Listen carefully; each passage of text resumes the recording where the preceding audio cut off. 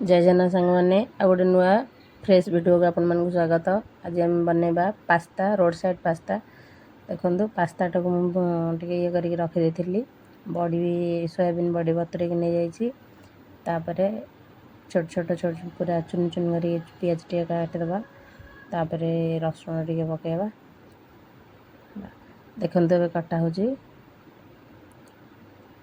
भलसे काटिदेला ताको रेसिपी तैयारी आपण मैंने वीडियोटा कंटिन्यू करंतु तापर रोड साइड रे केमती पास्ता हुए जानि परिबे। देखंतु पास्ताटा को सिझेला बेले एथरा टिके हळदी टिके पकेदेबे तेल टिके पकेदेबे।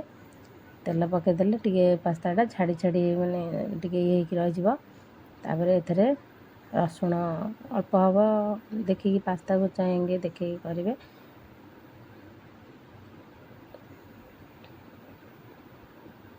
तापर गाजर टे काटी देछि चुन चुन करी। तापर नै जिबा बीन्स आलू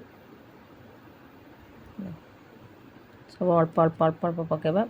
आ सोयाबीन टे अधिका टे नै आमर 2 जन का करथुल तो से अल्प हम कर देछि। तापर कड़े बसाई देछि कड़े तेल टिके पकेगी से पियाज पकेदेवा बड़ीटा को भाजीदेवा प्रथम कि बड़ीटा टिके नाली नाली गला ताको काढ़ीदेवा अलग जगह को काढ़ी सारिकी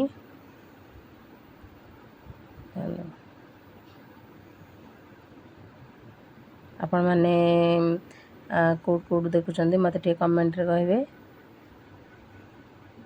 तेल टिके पकईदेवा तेल पकईदे से रसुण प्रथम पकईदे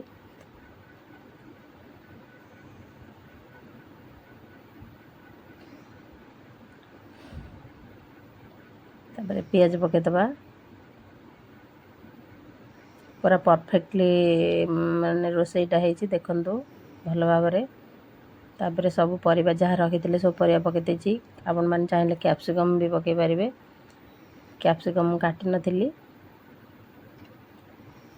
जहाँ जहाँ भी वेजिटेबल अच्छी ता भी पकई पारे। टिके हल्दी अल्प पकईदेवा लुण टिके पकईदेवा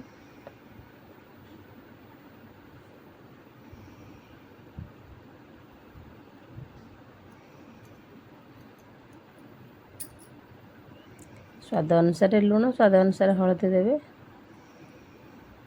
टिके अल्प पानी देदेबा सिझापी परिबाटा।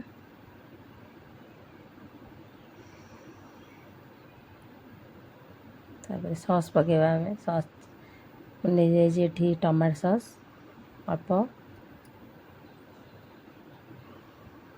तापर सोया सॉस अल्प।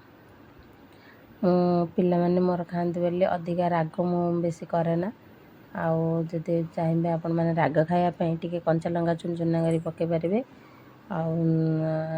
चिल्ली सॉस भी पकई पारे। गोलमरिच गुंड टे पकईदेवा पूरा लो मीडियम फ्लेम करेंगे ना तल लग जापे। मैगी मसला पकई देछि मु आपन चाहिए पास्ता मसला पकई पारे। मो पाखे पास्ता मसला नाथिला अवेलेबल मुझे मैगी मसला पकई देछि। मैगी मसला आरटा जो आमर मैजिक मैगी मसला से पकई पारे ना मैगी मसला जब अवेलेबल थी पकई पारे। सब जिनस पूरा भल माने ये भाव में पकई देछि मु। तापर अल्प टिके पानी देदेवा सुखा सुखा हो जाता बेले मुझे टिके पानी दे देकी ताको टिके ओदा ओदा कर देछि।